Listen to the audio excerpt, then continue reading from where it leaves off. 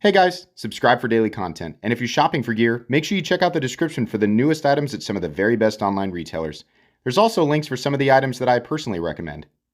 Thanks! What's going on YouTube? Metal Complex here, and today I've got another interesting knife review / knife overview to share with you guys. This is the new Civivi Cachet, which actually has some really cool features to it. Still that, kind of straightforward knife aesthetic that we expect from Civivi, but there's a little bit of extra sauce here, sauce that I appreciate, and I'm going to share my thoughts with you on that sauce. I don't know why I keep saying sauce. Thanks so much to Civivi for sending this in for me to take a look at. By the time that you guys are watching this, it should actually be available, so I will make sure that it is linked right down below in the description. It does help my channel when you use my links, but that's entirely up to you. Thanks so much to my patrons for supporting me, and please make sure to follow me on Instagram at metal_complex. Let's go ahead and get a measurement of this knife, overall length. You guys enjoying the ability to put the videos in 4K? I really like recording them.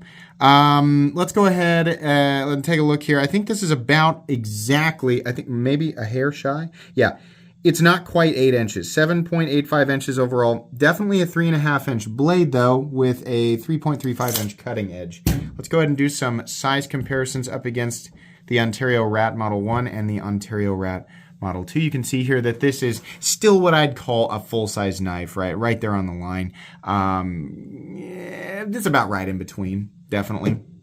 Let's go ahead and put it up against the Demco AD 20.5, a little bit longer than the 20.5. How about up against the Spyderco PM2 and the Spyderco Para 3, also kind of in between. It's closer to the size of the PM2. Last but not least, we'll put it up against the Benchmade Griptilian, or in this case, the Ritter Hogue, and the Benchmade Bug Out. I would say it's almost exactly right in between the Ritter Hogue, and then it's closer to the Ritter Hogue, definitely. All right, so how's the action on this guy? This is a steel frame lock, but it has overlays that make it so very little of the frame lock is actually exposed, which I love. You guys have probably heard me say over and over again that I am enjoying exposed frame locks less and less and less. While I still find them to be a totally acceptable locking system and easy to manipulate and, fine. I prefer that there's something blocking most of the lock so that you can kind of put your hands where you want to and flip it and expect it to flip without having to worry about that. Or, squeeze the knife and not feel like you are smashing that lock further and further into the tang. This thing deploys and disengages exactly the way that you would want it to, and it's really satisfying, actually. I like it a lot. You can also get at this fuller here and do the reverse flick, which makes it, it's really a joy all the way around to manipulate. This area here is nicely, scalloped, and they even have a little bit of texturing in there so that you can very comfortably get your thumb in, disengage it, no double clutch or anything like that.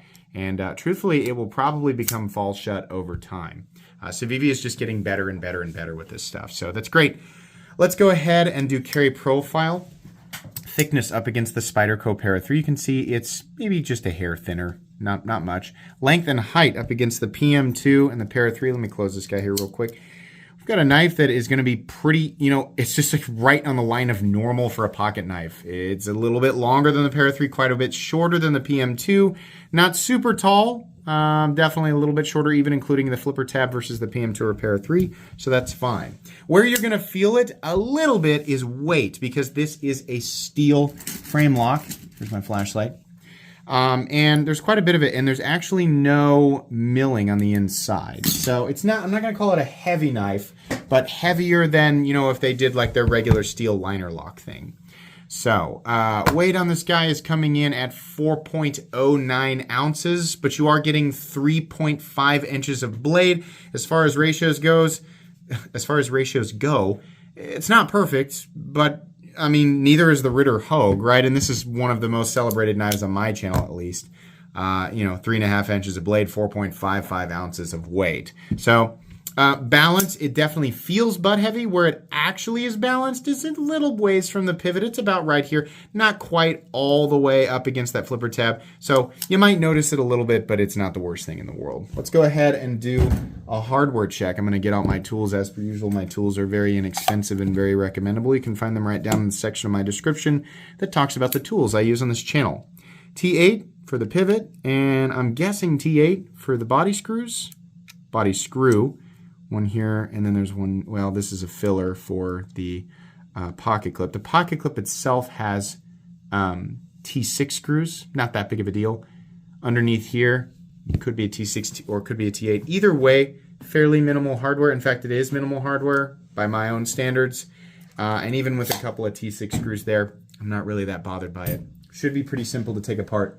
Let's go ahead and measure blade stock thickness. Usually, Civivi is on the thinner side here. Maybe, I don't know, 110, 115 thousandths would be my guess. There it is, 115 thousandths. So there you go. Let's go ahead and move into the meat and potatoes of the review here. How cool is the texture pattern? This is like an ivory micarta, and it's these larger, you know, I mean, if you turned them, it would be a frag pattern, right? Yeah, I mean, it's just like a tilted frag pattern or diamond, like large diamond pattern. It's really nice. And in between here, you can see that it is peel ply texture. It's actually pretty grippy. In and out of the pocket, you know, the pocket clip's going to have to ride over that, and the retention on this particular, I would bend this a little bit. The retention's pretty high on that. This is the type of thing that will definitely, you know, shred your pants a little bit, but I just like this. The position of it and the look of it is just nice. It's not something that we usually see, right? And it's a little thing. They could have easily just done peel ply texturing, and it would have, honestly, had they done that, it would have looked almost exactly the same as every other Civivi, aside from the fact that we have this cool sort of, you know, it's a steel frame lock, but it has this like inlay thing.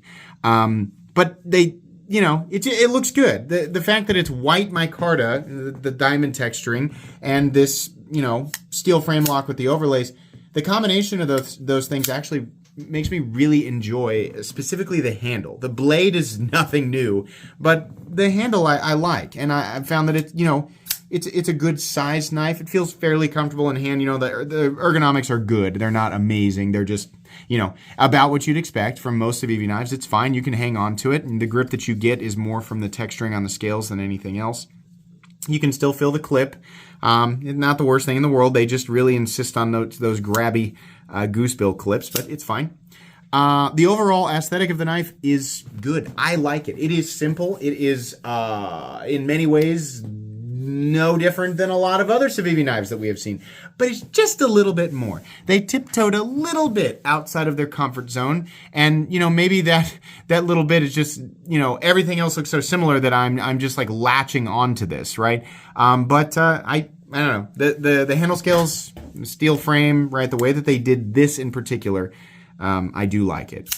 The blade is a clip point blade with a fuller in it, and it is in 14C28N, which is great. The cutting geometry, or the final geometry down behind the bevel, is very thin, and it tapers out to a very fine tip, right? So, you know, puncturing and cutting, which is generally what you do with a knife.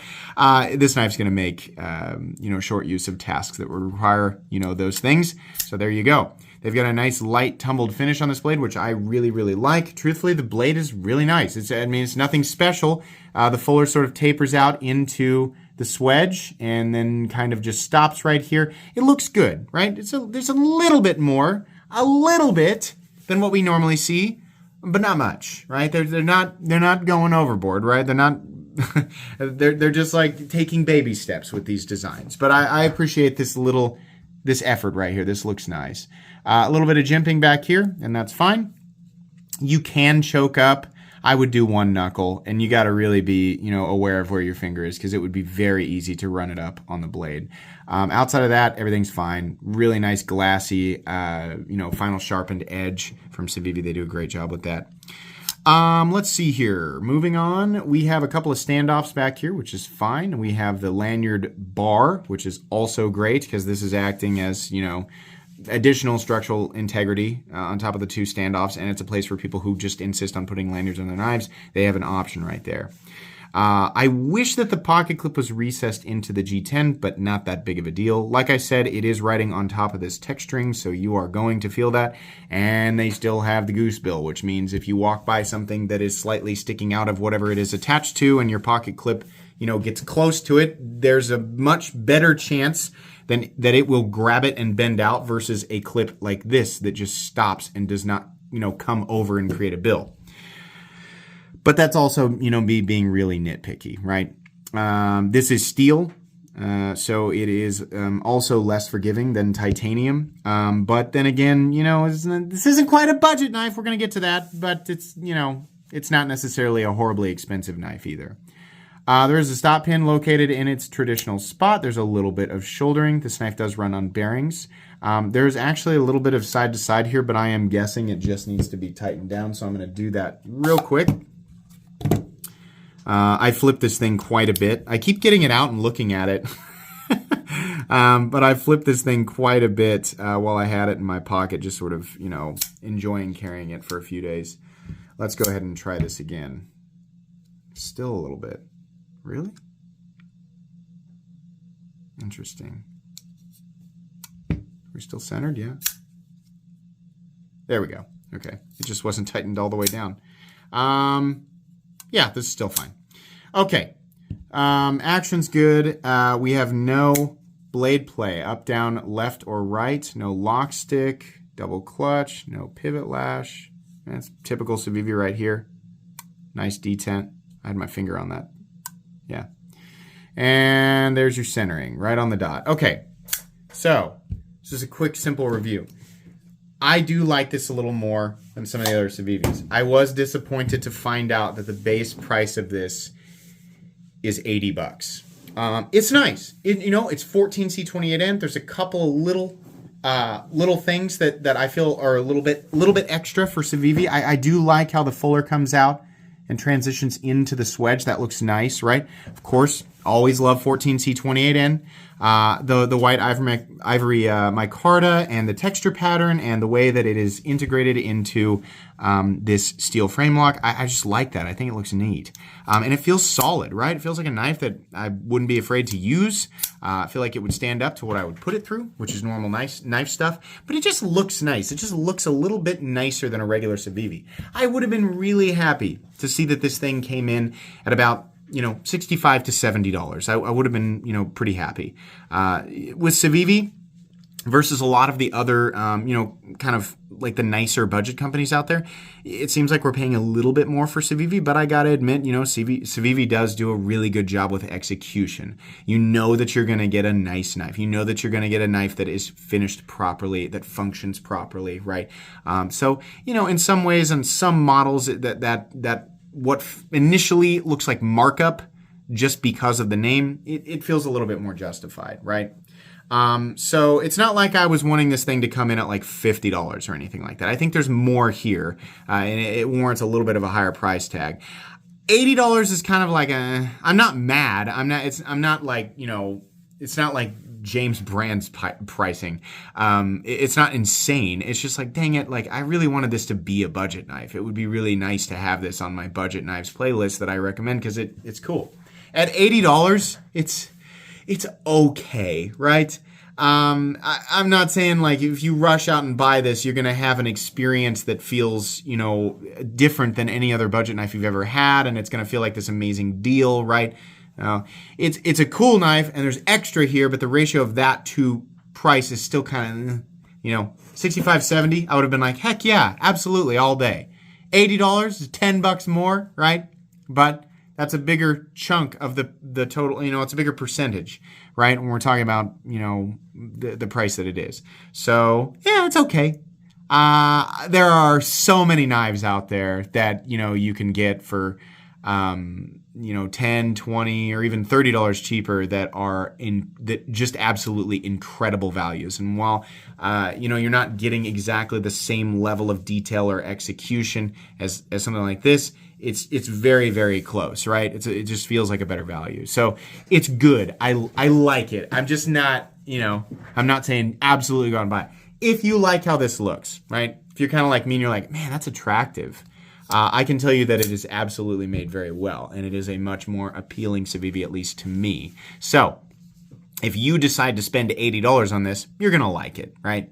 That's about it, right? If you can choke down that price tag, you're going to like it.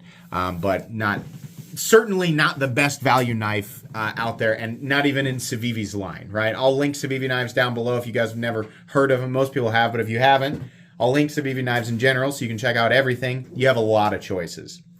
In any case, I do appreciate Civivi sending this in for me to take a look at. I have not decided if I want to keep this one or give it away. I usually give this stuff away, but I guess you'll find out on a live stream down the road. It's more than likely that I will end up giving it away. So anyways, check out the links in the description for this knife and Civivi knives in general. Please make sure to follow me on Instagram at metal_complex. If you enjoyed this video, leave a like. If you'd like to check out my other content, I do, of course, have lots of videos of knives that are either expensive or inexpensive that I do or don't like, so check those out. And if you enjoy all my content, go ahead and click on that Metal Complex logo right there and subscribe, because there's definitely more coming.